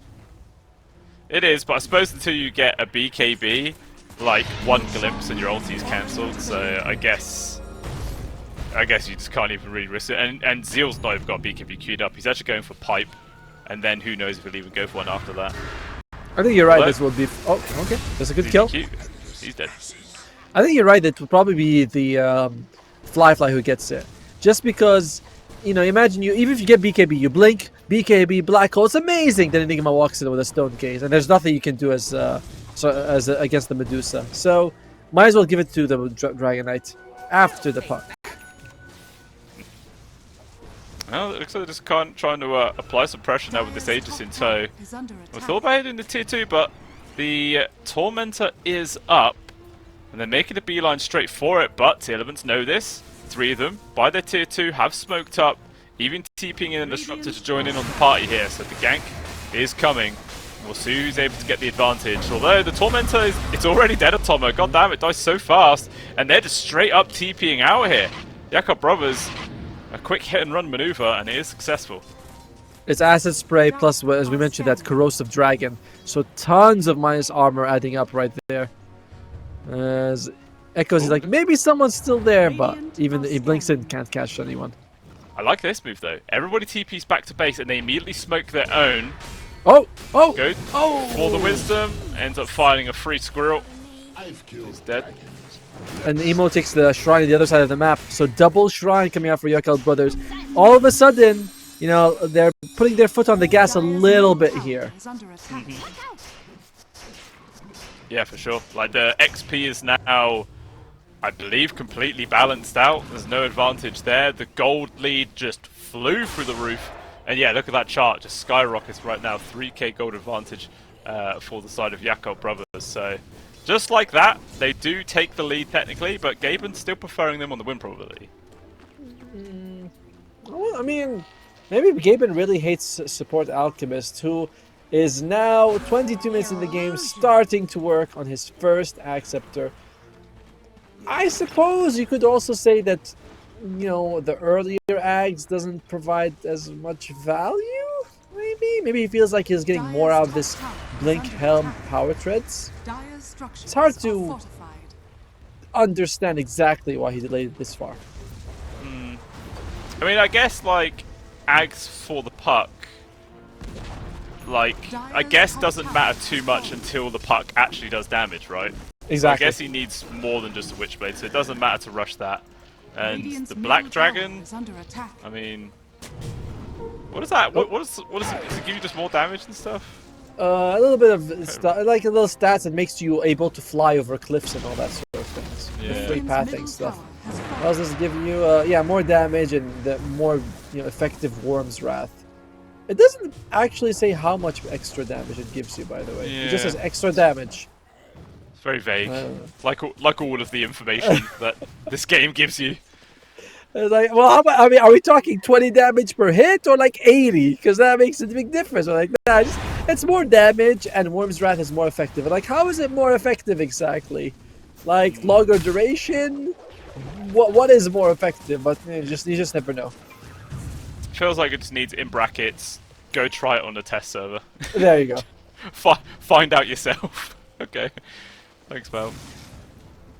Well, what are we looking at? There's a Glimmer Cape on the Pugna along with the Force Staff. So good save on him. Decrepify, Glimmer, and Force. You're not killing anyone as long as Pelosin's around. Baboka's got the first component of the Acceptor. We're going to be here a while. And Zeal is working towards his Blink Dagger now that he's got the pipe. Very close to the Blink Dagger. Meanwhile, I think the other two cores have a BKB finish. They're smoked up. Could jump on Alpha, but he's a tanky boy, this Centaur. Yeah. 2.8k HP right next to the tier 2 tower. That is not the target they want to jump on. But they are going to wrap around the triangle. He might just walk into them if he goes for it, but no, his spidey sense is tingling. He is hugging that tree. He's like, I'm not moving, guys. They are coming for me. They might be able to see Baboka top. It doesn't seem like it. Oh, yes, sir, is going for something interesting. He's going Molyneux into the Ag Scepter. That basically guarantees every time you hit, you're going to be proccing a lightning bolt. Okay. Interesting, for sure. Yeah, I mean, he's already got it, right? Is it coming up? Yes, yeah, he's flying finished out. it, alright. Wow. He's very farmed as well. 3,000 gold ahead of Fly. So that's also pretty wild to see. But while we've talked about Baboka, Pelosin's as farmed as this support Alchemist. Wild to see. That's pretty mad. I mean, he got the free Tormentor, so that's part of it. But and he's got a Greedy. That's also another part of it. It's still crazy to see a Pugna keeping up with a support Alchemist. Not sure how it's doing. I suppose it, never blasted itself. It's a pretty good farm mechanic, and I guess Baboka's just really struggling to find any space that's worth farming up. Yeah, in the games like this, when you're not really, running over the enemy team, you're like, well, guys, where do I exactly farm? Because, sometimes you can farm on the enemy side of the map, but you're up against a Medusa with Manta. She's going to be out throwing her illusions everywhere. Yeah. Speaking of, pushing this bottom tier 2, just Baboka down here for now. Sends in the Centaur, immediately dies. A little bit of extra top gold. tier 3. It's being attacked, Tomo. They've got a big creep wave plus a catapult. Polison's throwing out the Never Blast. Yeah, Echoes has to TP back to deal with this. He gets jumped on. Echo Slam control. The greed just to kill a couple of creeps cost him his life, and now Polarson is dead for sure. Glimmer not doing anything in this situation. It's a double for Echoes. A big mistake there from Yakutou brothers. I mean, it is that they got caught, but they were also forcing the team to go back. I'm not sure if that was worth losing the puck and the Pugna for it, though. The tower did take some decent amount of damage as well, about half health. We saw Emo do this in the previous game, but this time he gets caught with his pants down. Yeah, I was just not expecting a Earthshaker just camping inside the trees, waiting for someone to show themselves, and yeah, he definitely gets caught unawares. Doesn't really change the net worth advantage too much. Still just a very slight advantage for Yakutou brothers so far, but Tearlaments trying to take control of the Radiant jungle right now. The real game is going to start once the Medusa's like, I'm done farming. It's time for me to join the game. Then we'll kind of get a real idea of how it's looking. At the moment, it's pretty damn solid for Tearlaments though, with how insanely farmed Erica is, or yes sir, Echoes as well, and Zeal is, he has, what is it? The Lotus Orb. So all in on ensuring this Medusa lives. Yeah. And it is funny just watching the Medusa farm, like you said, does one right click and there's like 3 lightning procs and just every creep dies. It's like, Jesus, just farms so quickly. I love it. He's got 400 CS in 27 minutes. Trying to click on the other heroes, but my Discord is notifying me. It's like, alright, let's see how else hits. Damn! Oh. Stampedes? Misclick, or was that to get Echoes out? I didn't really see. I think he was fine. It's not like he even TP'd out. Yeah, Echoes was okay. Huh. Tactical, speeding up the farm, okay? Yeah. Pros never make a mistake. Well, I imagine it's probably like a little mini heart attack for everyone on the side of Yakutou brothers. Oh wait, nothing happened. What? It would be spooky. I was like, who's in trouble? Am I in trouble? I didn't even realize I was in trouble. Yeah. But they're making out just fine. Daedalus now finished on the Dragon Knight. But again, oh, there you go. Ag Scepter on the puck, gifted to him from the heavens itself. Now, admittedly, at the moment, it's not going to add a whole lot of damage because you point out he's only got the Witchblade. He does have the Shard, which does apply 20 bonus damage to every hit, but, it's not that much. Yeah. I mean, to be fair, he does have 2,500 gold just sat in his pocket. I mean, if you are the puck, what's like the main damage item you do want to buy in this instance? Is it just something like a Daedalus or something else? Molineer, baby! I actually prefer Molineer just because you want something with high attack speed. You do attack slightly slower than usual with the Ag Scepter. So I like Molineer then into a Daedalus. Okay. Well, he's actually deciding neither of those, and a Parasma is actually the item of choice by the looks. That's fine. That's fine. It's actually just amount of intelligence, which does translate to damage for the hero. So that's fine. Yeah, Roshan started. Orb will scout it out. You see that Roshan's still pretty healthy, so they're not forced into the fight. And actually, Emo just blinks away, realizing they've all run off. It's fine. We don't have to worry about this Rosh. This has definitely been, out of all the series we've watched, the sort of slowest, most deliberate pace. Remind you, this is an elimination match. You get eliminated here, you're not going. Oh! What? Oh! Echoes whiffed on the blink dagger, so that is his ulti wasted. It doesn't really matter because they do still get the kill towards Polarson, who's dead for 50, but I'm not sure what happened there. Another ulti misclick by the looks. What is happening, guys? Again, he also has a refresher orb. Fly. Ooh, quick fingers. Oh, the glimpse! Not quick enough. No BKB there for Fly. Just gets the stun, trying to run in the opposite direction. BKB now popped, but unfortunately it's too little too late. Second Echo gets used because the refresher orb was up, and that's just 2 kills. Why did he not BKB before the glimpse? Did it just get delivered or something? No, he had it. It's like, I don't know what he was doing in that situation. Why he didn't BKB. I love how you ask me like I'm the player. Like, Atto, why'd you do that? I don't know. I think it's a bad move too. They should Get have out BKB your crystal too. ball, console the spirits. Tell me why. Oh. Volka's working towards the second Aghanim Scepter, but this is Aegis in the hands of the Medusa, and for the actually second time in this game, the gold advantage is for the Dire side. Why did he not BKB? And he BKB'd in the worst way possible, when he's like 20% health. You're like, dude, you just die. Yeah, just accept it at that point. I think for my own sanity, I'm just going to assume that he got it delivered whilst that was going on, and we just didn't pay any attention. I feel like that's the only way it makes sense.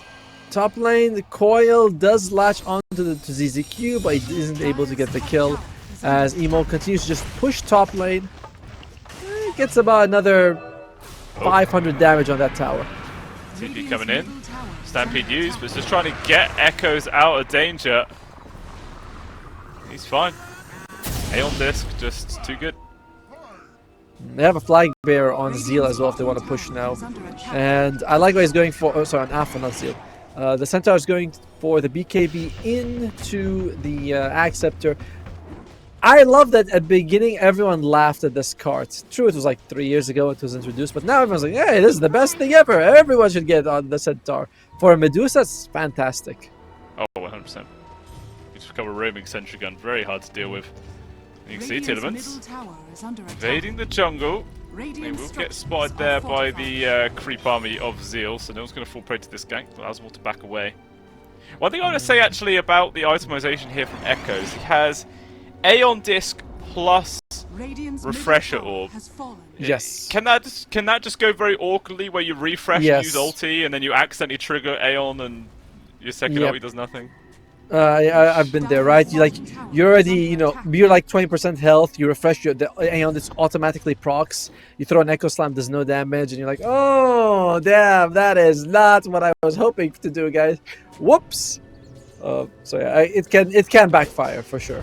It can. But the problem is, Echoes. The problem is that at one point the puck has a nullifier queued up. Oh, okay. Radiant's courier has been killed. This is the courier, though. Fine. Yeah, I think that the puck has a nullifier he wants to get, so that solves the problem automatically against the Earthshaker. Yeah. I mean, it looks like the puck's decided to go for an Aeon Disc of their own. Good. If he gets caught, it's a good way. Look at him. He's just split pushing top, starting to work on that range Rax. It's actually falling fairly quick. Oh, Echoes. There you go. Commit the ulti, has the refresher, but the Aeon Disc just gets assembled right in front of his face. Easy escape there for Emo. He's going to be out of there. I thought that was about to get vision for the glimpse then. That would have been... He has a BKB though. I imagine if he gets caught, Flyfly would be like, just use it. Just use it. Don't do that. Don't do what I try to do. Min-max your death in the end. Yeah, it feels like Emo's kind of becoming the pseudo-carry this game for the side of Yakutou brothers. Second Ags given to the Dragon Knight, as we thought. So third one will go to Zeal, and then we'll see if Pugna deserves one or not. It's top lane. BKB pop from Emo. Hold him in place though. Polison comes on through. 70 spot going left, but that's not going to be the primary target. Wants to try and chase after Echoes, but Stampede too good. Ooh, nice minus 70. Takes the Twin Gate, gets out. Meanwhile, Yester is finished on the Blink Dagger. Very good. Now, again, as long as you don't get caught by Black Hole, you just ulti and jump into the Enigma. There's Seal is going to be like, yeah, well, screw you. I can't do anything. Yeah. Free Berserker's Potion are there from Baboka. That's actually going to be quite nice for either the Puck or the DK, to be fair. Okay. Nice dodge. Very good Manta dodge there by Yester. Continuing to push. Yeah, tier 3 getting low. There is a Roshan's banner. And the Illusion's just going to right click down the level wards, not really caring about it at all. Life Drain no longer instantly removes illusions. That's interesting. The shards just got even worse. I know, because I remember, I think I mentioned yesterday that it's super good against PL because it removes illusions. Then it's like, wait, it doesn't? What was that changed? Oh! Aegis. No, the Aegis is still there. I thought I heard the Aegis timer. Yep, it is in 5 seconds though. It is 5 seconds, and they still get the melee rack still. But look at top lane. Lots of creeps going up top. Yeah, this time Zeal's the one pushing it, and to be honest, with all the rally skeletons, it's catching a fair amount of bonus damage here. Up, yeah, yes, up, has to go back for it. There you go. Did Just you flash see? farms the entire wave. Yeah, so like okay, so sometimes he's not getting the lightning procs, which is insane to see, but yeah, he's crushing it. Radiant's bottom barracks has fallen. Overall, this is what's the win percentage saying? It's 88% dire win rate with only 1,000 gold lead. That's That's absurd. I don't believe that, right? It's like I can't believe that they win this match 9 out of 10 times. You know, like it feels like. Is it even like factor in the enigma element? Because like, I mean, to be fair, I don't think we've actually seen a proper Blackfire game. No. But it's cooking, right? There's maybe he's going to drop it right now, Zeal. Wow. His ulti did nothing at all. I don't understand what happened there, but it doesn't matter. They're just locked down on towards the DK. He's just dead. Pops the BKB, but it's too late. Godlike Spree picked up 4 echoes as well. And yes, sir, just going to hunt down towards Poluson. And he's dead. What cancelled the black hole? I don't understand. Stone Gaze was on. Wasn't there? No, it wasn't. No. Stone Gaze came out after the black hole had already been cancelled. It just instantly I don't know what happened. Man, we really need a replay feature because I was looking at emo in that fight instead. Oh man, but well, either way, not good. Very not good situation to be in.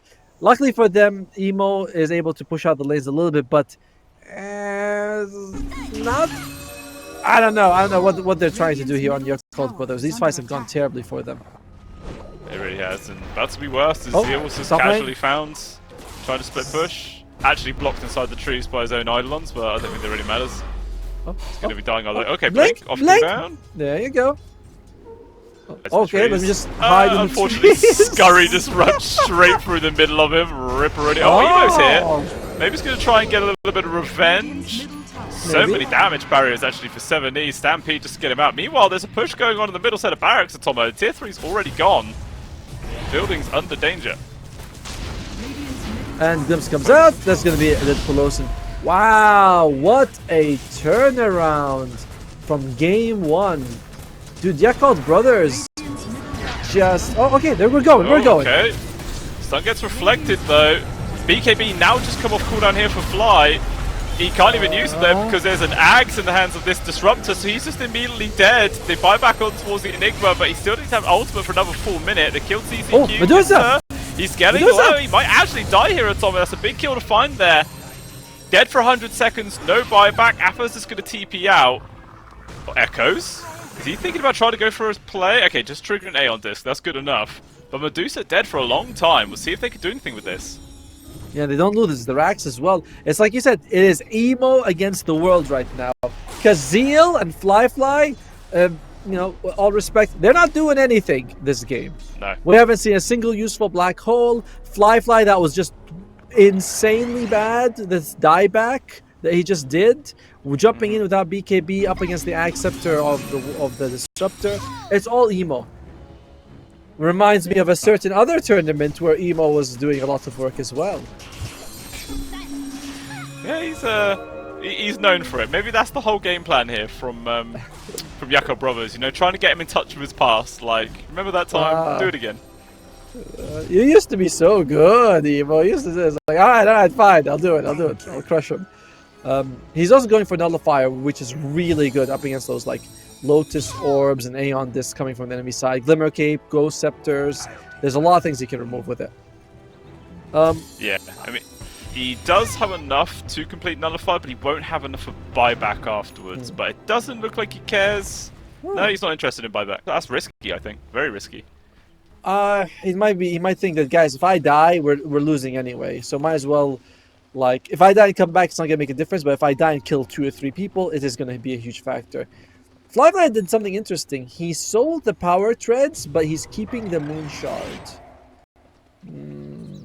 Oh, rather than just eating it. Strange. No, he hasn't eaten it yet. He's keeping it. Does not want that's to funny. Consume it. Yeah. Yeah, I'm surprised that was he like, I'm not waiting for Baboka to buy my own egg. Oh wait, Baboka's just bought an eggs, but oh, he refunded it. Zeal's It just refunds the bought his money. own. That's fine. Okay. It refunds the money. So he's actually very close to his refresher orb. It's not that bad of a thing. It's not. No, okay, he did get the money back, but is that not just like a massive like show of miscommunication? The fact that Zeal just buys it and Baboka's like, dude, what are you doing? I've got your own eggs. He's like, oh, Yeah. oh yeah. Oh no, maybe until he gets it, he was like, I can get a big black hole with this. Then you refund it, and I'll have a refresher orb. So I think it's fine. Okay. Yeah. Well, we have a move from Tearlaments. Oh, Looks like they big want to try and Echo. push, jump Big forward. Echo. Echo on towards Fly.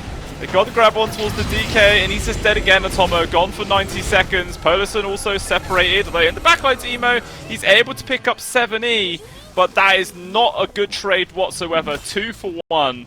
No buybacks to be seen. Echoes. Quick jump on towards Baboka. Glimpse backwards. Oh, black hole!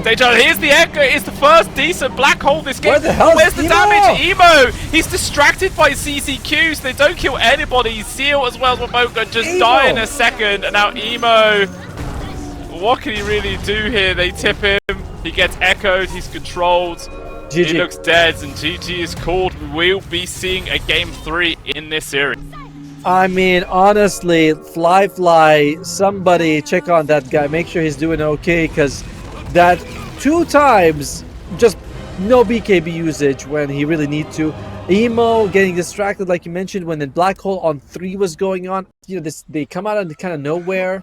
You know, they're doing really good. I want to see them go the distance. You know, I want to see them make it all the way to the finals. So I'm rooting for the underdogs on this one, and instantly, you know, they're underdogs because one of their guys disconnects. It's like, oh, look at the drawing from Baboka. He's like, all right, we're going to be ganking in this area. Yes, gank the map.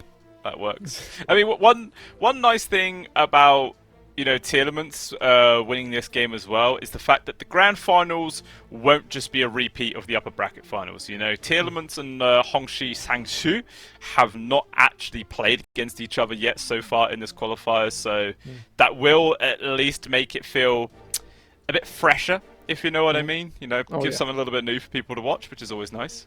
We're all about that freshness in this stream. Yeah, I'm definitely not sponsored by Lynx. It is going to be the Dance of the Dead facet for Morton. It's actually not called Calling of the Dead, it's just called The Calling, that skill. So, alright. Meanwhile, Yesser has gone for Moon Shield as his facet. I've been thinking that this ability is pretty insane. 30% damage reduction seems pretty wild. I mean, how long does it last for? 8 seconds, wow, yeah. Max level, that's crazy. So, you know, what does it say it lasts 8 seconds? I can't see the duration. You just go over, hover over lunar orbit, the second skill, and then it says duration. 8 okay, seconds. my bad. Sorry, I was looking at the other skill. I was like, what the hell? We found. I mean, like, if you like pair it up with something like a Lich, you just put like Frost Arm on top as well, you're basically unkillable. Like, you'd be taking just no damage at all. Why not? But yeah, this. My only question is, it's red. Does that mean it only reduces physical damage? But we'll see about that. Either way, I like it. And for example, like when you look at, yeah, I was just surprised it's red. So we'll have to figure that out at some point. As we're looking at the bounty runs, who's gonna get more? Seems like it's gonna be a relatively even trade of 2 for 2. Yeah. No spice there to start off this third and final game. Like we're saying, guys, this is a best of 1. Whoever wins this, we're going forward to the grand finals to try and take that one and only Chinese position in the DreamLeague Season 27 tournament, which will be happening later on this year, for $1 million prize pool as well. That's a lot of money on the line. That is the prize pool they want to compete for.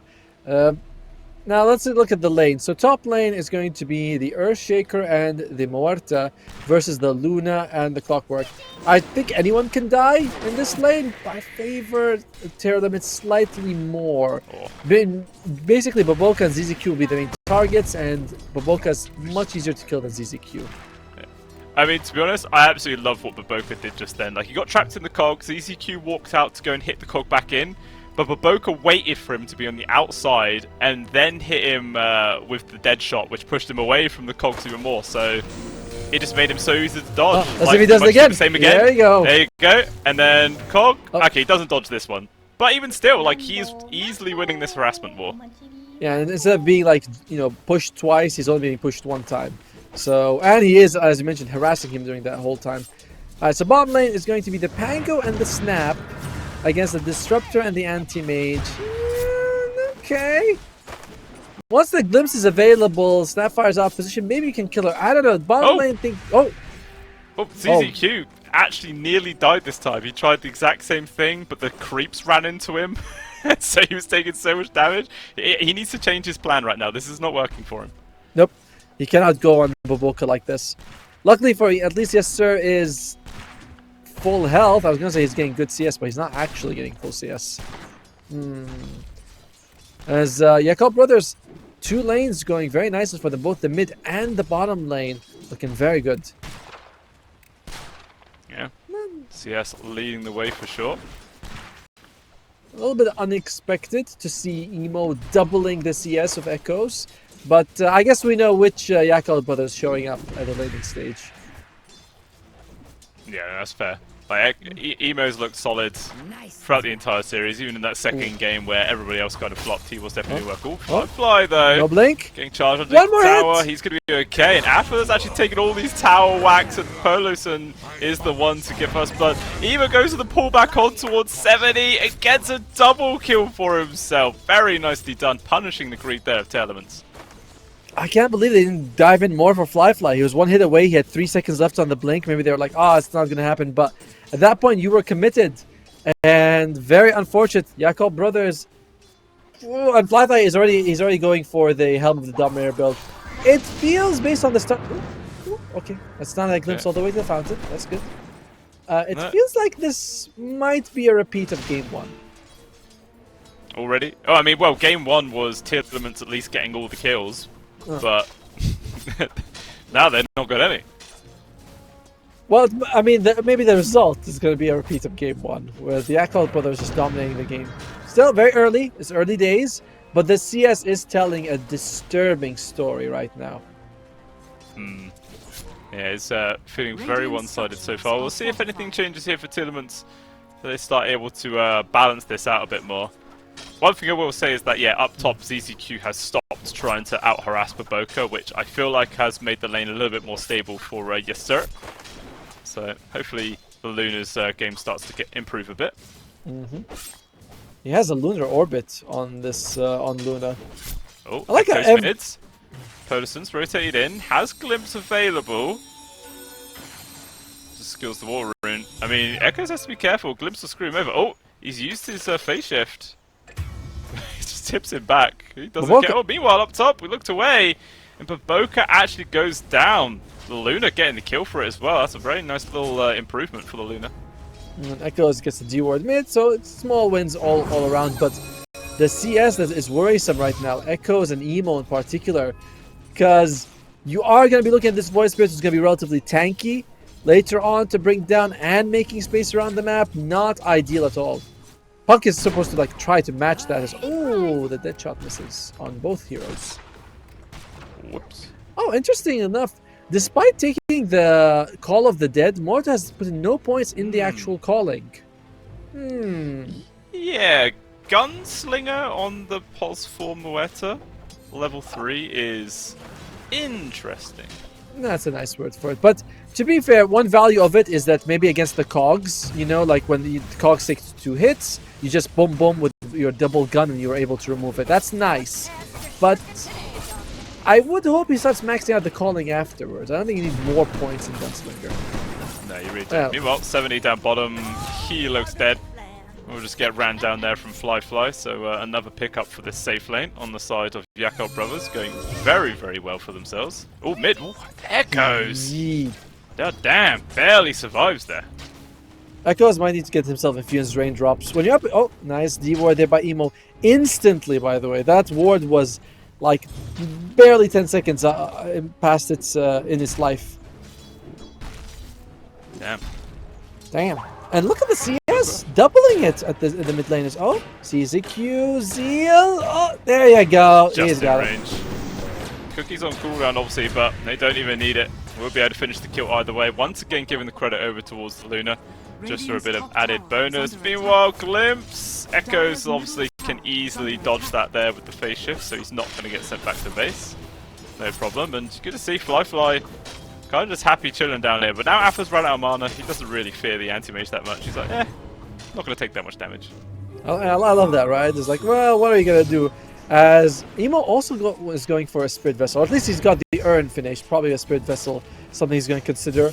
You know my feelings on Spirit Vessel for mid laners.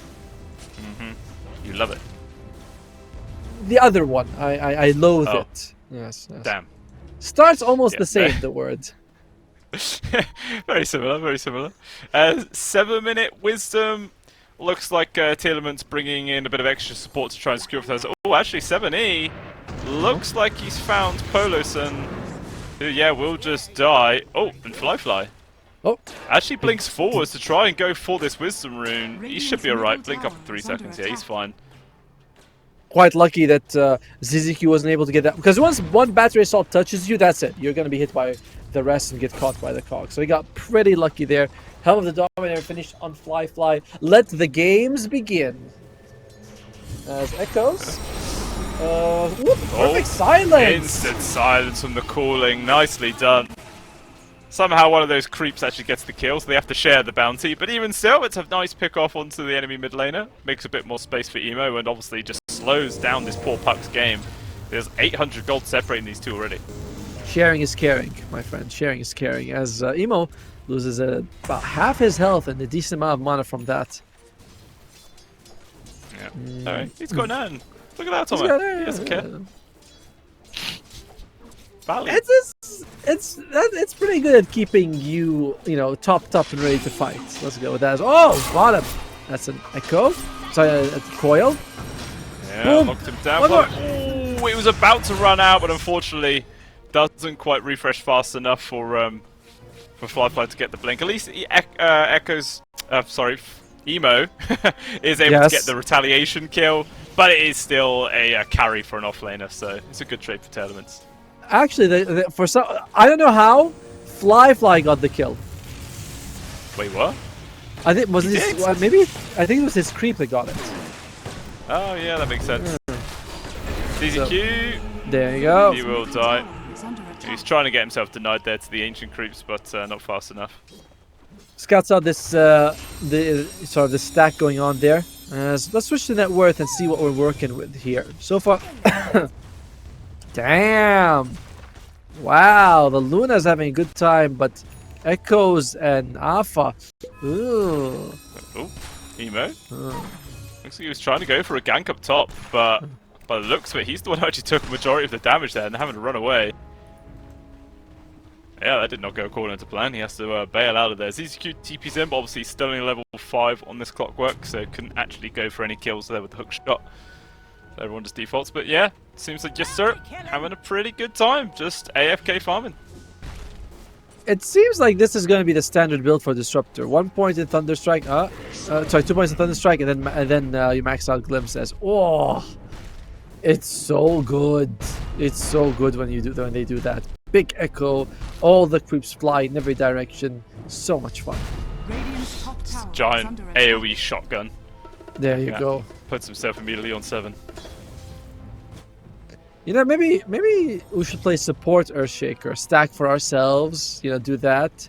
Probably takes like 4 or 5 minutes to get itself. Oh! 17 danger. Oh, but the dead shot actually off of the support into the mid lane. Very nice. Although 7E with this damage still is able to take down Baboki in response. Nice. But as well will actually lose his life. So 7E recovers the situation by trading 2 for 2. But obviously the mid laner dying is still in the favor of Yakutou brothers there. But he made that feel just a little bit less painful. To be fair, they did have to bring 3 people though from Yakult. So it's a 2 for 2 trade, but you bring 3 people and they bring 2. That's not it's like an even trade in the end. So the big question now is going to be this: is Yes Sir going to rush an Axe Scepter to help his team fight, You have Clockwork and Pango, so you have two guys who can go in and have the Eclipse on them with huge impact. Same with the Puck, actually. So, well, it seems like the Luna's one of the very few carries now that still goes for Mask of Madness instead of Helm of the Dominator. So that's for you to know that not everything has changed. You know, some things stay the same. Dire's bottom tower is under attack. meanwhile, yeah, yeah, he does. Mask of Madness from. To be fair, doesn't Sven get Mask of Madness? Okay, there's two then. Dire's middle tower And is under Dragon attack. Knight bought it in game 2 on Fly. And they lost. Well, yeah, he bought it. I mean, Well, I've seen Sven's buy BKBs and lose is suddenly a bad item. I've seen DKs buy BKBs and lose as well. That's smart. Oh, jump in! Oh. Got the grab here on towards the Pango. Oh, the Cookie actually got him outside the kinetic field, so he can use his ultimate, but no, it doesn't last long enough. He will still lose his life. He goes down. ZZQ stuck between many heroes. In comes the Eclipse as well. Just trap them all inside their own cogs.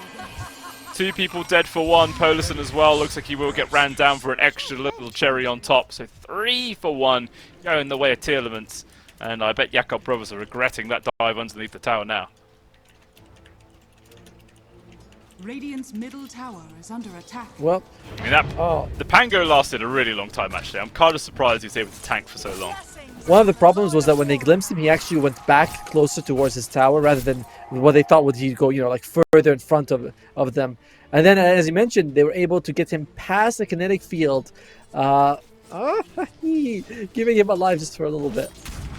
I don't know why I laughed like that just now. I guess, and I was like, they didn't expect that! It doesn't even matter to me. As 7E, he's gonna be fine. Fly. Oh, yes, sir!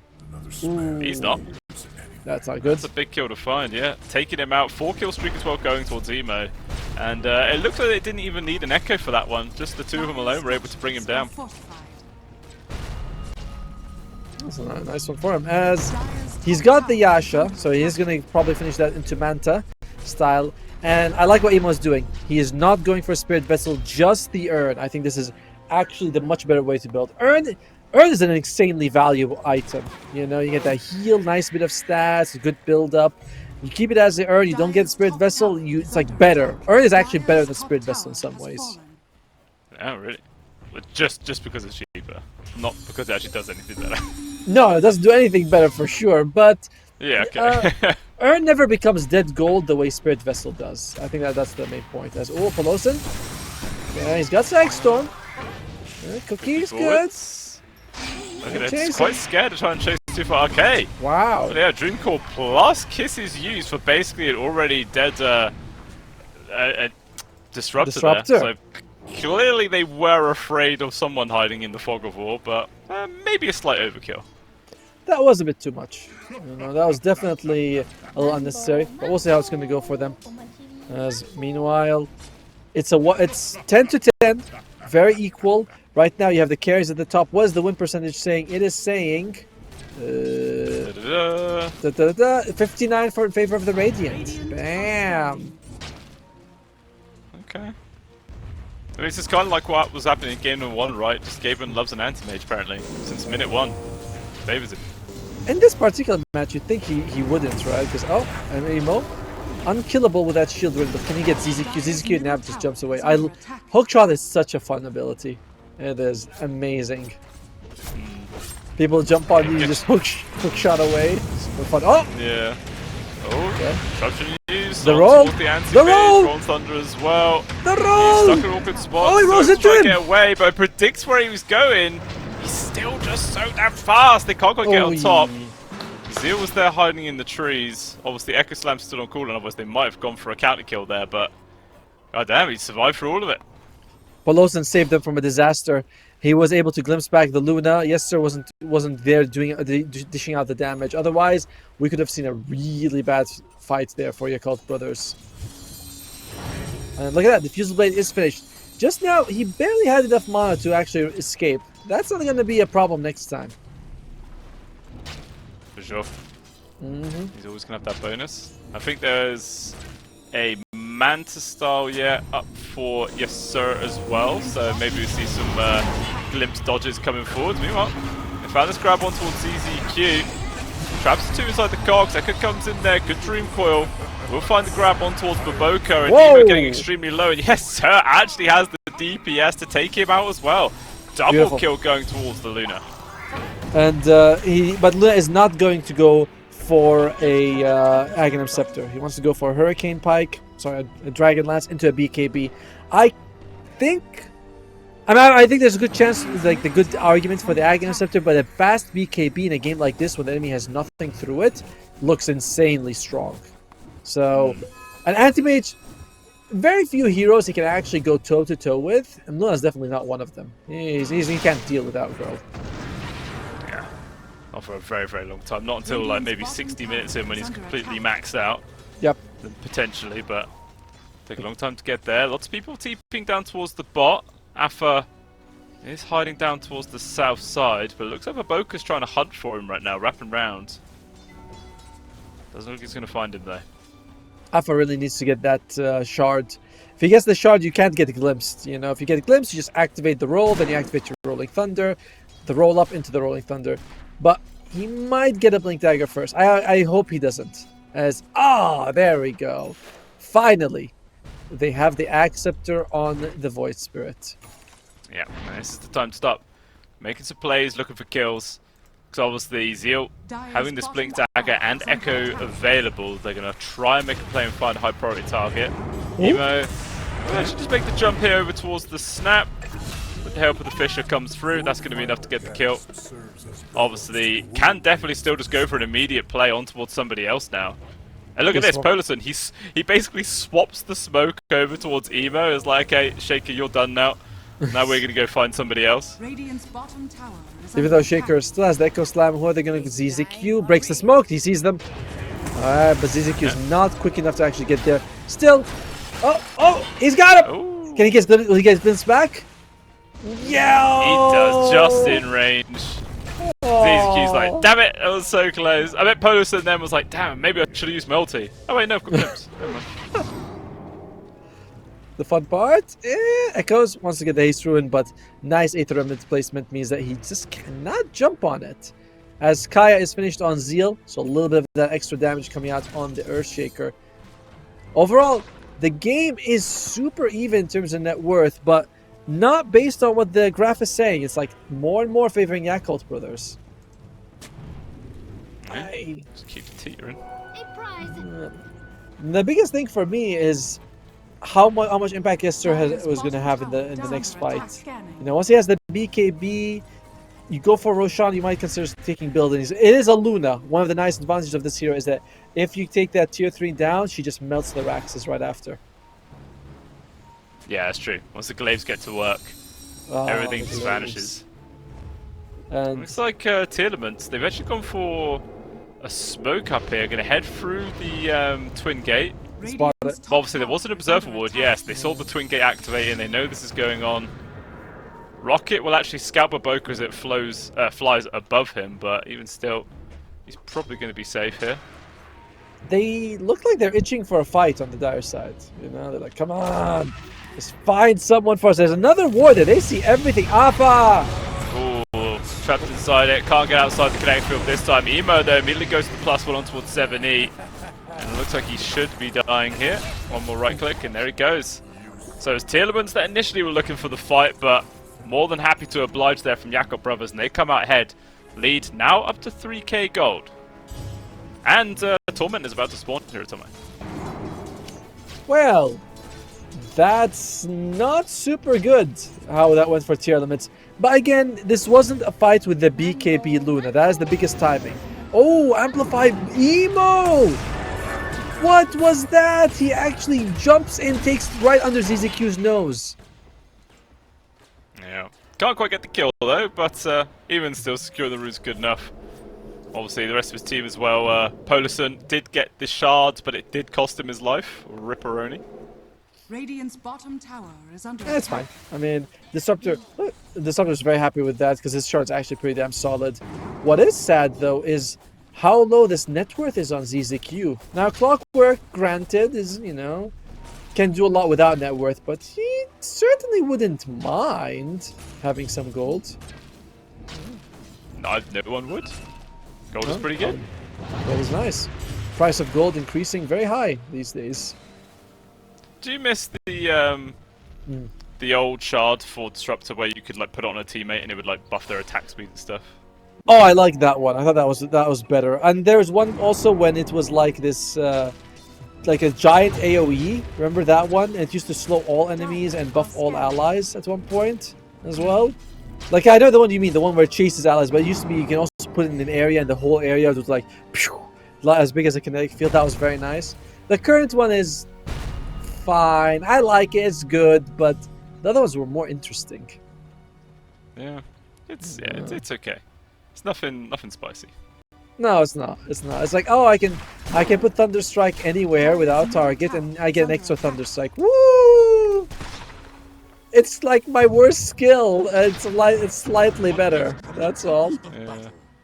I guess it's nice you can put it on a high ground or something, and you know, make it so people can't just smoke behind you or something. But that's about it. Boca is farmed, man. Look at this. He's almost level 13. He's got more EXP than Alpha. I think they're going to hit 13 at the same time. He's got that Rod of Atos working towards a Shadow Blade, which is very close to. And that's a bit scary. He's also got the Greedy. Yes, the Greedy. The Greedy. The Greedy. The Greedy is good, man. Well, let's see what he's able to do once he does get that Shadow Blades. Meanwhile, both teams kind of, I don't know, just happy just to carry on with their status quo. Yeah, they're not forcing any kind of situation. Although, yes sir has now just rolled inside the Roche pit. So they know this is now going on. But I believe the Radiant scan did actually connect to the last second, so I think they know what's going on. The second scan will not land, but Boca actually finds out. Oh, the dead shot into the pit. It does actually spot it all out now. Has to use his ulti, needs some reinforcements, but the Morpheus Kiss is also raining in. That's too much damage for him to deal with. Has it delayed in the backlines though. Alpha has been caught inside the static storm. Emo not quite having the damage to kill him before he can get on out. So we're going to turn around, but the Echo from Zero with the backlines gets the grab. Echo's forced to use the BKB, but they have taken away Emo. So far, a 2-for-1 favouring Tearlaments. Another fish grab on towards ZZQ. Nobody to make the jump just there. The Glimpse actually kind of helping out. It's saying to put Yeso in a good spot, but instead Echoes will still get ran down by Fly. So 2 for 3. Tearlaments definitely coming out ahead, but at the very least there from Yakutou Brothers, they stop the Roche. They do. I think that that fight was actually a pretty good start for Yakutou Brothers. They killed the Pango without him, getting his ultimate off. They are able to, they use the Muerta, but Snapfire has to use her ultimate for it. Echo Slime comes out without the BKBs being used, but it's not enough. So it was a good start for Yakutou Brothers, and they still lost. Something to be worried about, honestly, if you're on their side. For sure. I mean, I guess one thing you could say is that they all kind of trickled in, didn't they? Like, the full 5-man squad turned up at the same time. It was like 2 people here, 1 person there, 2 people there, so maybe that's like one thing you can draw from that whole conclusion. But even still, definitely, like you're saying, give some kind of pause for worry. I'll still hold on to that 5k gold lead, though, and you kind of see Tearlaments are all still in the general vicinity, maybe thinking about attempting another Roche. But yeah, in 45 seconds, Roche, or sorry, now 30 seconds, Roche will move. And Tearlaments, they want to wait for that because you don't want to take a fight on Roche when he's about to move. And secondly, their BKBs aren't ready yet. They need about 20 to 30 seconds each. So this is a very wise decision. Like, all right, be patient, everyone. We'll take him in his new address. Yeah, gank him on the home move. Watch him carry his suitcase across the map. Get him now, get him now. Wait for the escalator to stop moving. That's when we jump him. They were just huddling up inside the jungle. Maybe we were hoping to see if anybody came close to the tower. They all could have jumped and got a free kill, but nobody gifting the opportunity. Instead, there's actually semi-large wave by the tier 3. Yes, sir, actually has to TP back to deal with that one. So it does kind of put an end to that play, although Zeal spots Alpha. And he's actually charging up the Royal Thunder, but did decide against it. Both supports sat behind. Ready to take a fight if needs be. Oh, Fisher connect on towards 2 from the low ground. Maybe smoke up. Emo's here as well. By the way, Anti-Mage is also going for a Butterfly. So a lot of that physical damage is going to be a little bit negated here. They have to worry. They have to get. Oh, the jump in. That was easy Q. Try to burst him down. Not enough. Glimpse backwards. He will still live. No, he won't. The actual enchant totem on the Fisher, which he was nowhere near, finished him off. How dumb is that? That's the shards for you, as it should be. However, will they consider this enough for Yakutou Brothers to go in? It's Roche Pit against Puck and Pango. You know, if they're two, and Snapfire, but the Puck and the Pango in particular are like, yes, please fight us in the Roche Pit. However, Ava's level 13, Baboka's 15. He is. Wow. This is not core Pango at this point. I'm sorry, this is a support Pango. Yeah, that's kind of how it feels. Like, their net worth is basically identical as well. Actually, Baboka's just overtaken Afa. Yep. Yeah, it's a worrying spot to be in for sure. And to be honest, we've not even really seen a great Rolling Thunder this game so far. Like we saw in the last team fight, he just keeps dying before he can actually get it off. By the way, Baboka switching to right click. He's got Chrysalis on him, and he's going for the vast enhancement, so extra attack. He just wants to be like, let me right click BKB, of course. Baboka's like, yep, I'm going all in. I'm going all in on the right click. Yeah, it's nice to see. Plus 55 gunslinger damage, the extra attack range, the damage. This is actually going to be quite a scary Mueta just sat in the back lines. It's like you'll be focusing on the Anti-Mage, you'll be focusing on the Void Spirit, and then you just have her there doing all the work as well. Oh, Baboka! Smoke spray. Echoes actually jumps in aggressively on towards this Mueta. Has to be careful though. Backs out. Emo carrying on the chase, but not really any support following him. Oh, the coil! Afa comes in there with the Rolling Thunder, trying to help out. Out comes the Eclipse. Yes, sir. Focuses on toward Poloson. He's got Boca also dying there to Afa. Takes back the equation, but Anti-Mage coming in the back lines. He's found the grab on towards the Luna. They managed to get the kill. Didn't even need to use his Mana Void. Still holding on to it. It's Mortimer's Kisses. Flying on out. They all split in different directions, so nobody actually gets hit by it. But Emo holding on to this high ground, thinking they could still take the fight, which to be fair, they probably could. Oh, but they didn't even get to use the BKB on the Luna. The control coming out from Zeal was enough, and then they aren't able to actually burst the hero. Sorry, she's able to like recover in time to get the BKB off because the Anti-Mage burned all her mana. Yo. Well, that's unfortunate. It is. 3 for 2 exchange with a buyback on towards the Snapfire as well, just for a bit of salt in the wound. Now 13,000 gold lead, and Flight feels confident enough just to go straight inside the pit and start work on this Roche. Just scouted out by the clock, of course, but he doesn't seem to care. Still 20 seconds without the Luna. That's more than enough time to get this job done. This whole game, I've been thinking like, oh man, Luna, if yes sir is gonna have a good time, but getting caught with these fissures and not getting your BKB out in time, it doesn't matter how much net worth you have. You know, it's really unfortunate. Oh, wow. Basher, the one. Looks like Emo's found ZZQ as well. Trying to get this clockwork. Fisher will grab him. So whilst they all get Aegis, they also get a free support. They got a creep wave right by the tier. This is a good time to siege. They want to go high ground here. Like Shield Ruin on Emo means that he can dive if he wants to. They don't have Echo Slam, but it's going to be up in about 15 seconds. Tearlaments, this is looking like a very scary push for them to deal with.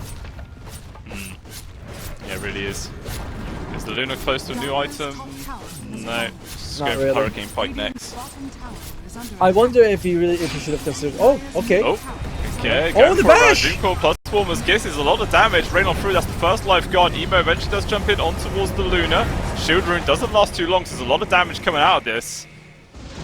It looks like that's just to put the end to the fight. Okay, glimpse backwards. No BKB to save him this time. Cookie not getting outside the battlefield. The Luna is dead, though. Immediately they're into the backlines themselves. Poluson's dead. Echoes. So Echoes and 7E both lose their lives. ZZQ's trying to run away, but the Mueta actually is doing good damage, and he will be finished off. They're pretty much all dead, Atomo. There's only a single buyback on the clockwork. This could be several lanes. Actually, there's still 2 tier 2 standards. Do they just go for tier 4s? No. It'll take too long. It's wise of them to be like, alright, let's go get more barracks. But oh, the glimpse on the Luna is like, I can't do anything about it. Condescend Storm gets killed, and Echoes jumps in first hit bash and he loses his life. Rough. That's why I hate Bash. I still believe it's charge based. 100%. Oh, you've not hit anybody for 30 seconds? We'll give you a guaranteed next hit, Bash. Don't worry. Oh, GG! They call it. They just call They it. just call it. Oh, Okay. Wow. That's interesting. I thought they at least had one more fight in them, and this is a best of one to make it through. But they're done. They don't care. That is it. Yakutou brothers take the victory 2-1, and they themselves will be playing in the grand finals. I'm very surprised how that game ended, right? Like, it was very even heading into the Roche Pit. I'd love to see the graph at the very end of the game, because going to the Roche Pit, it was like 5,000 gold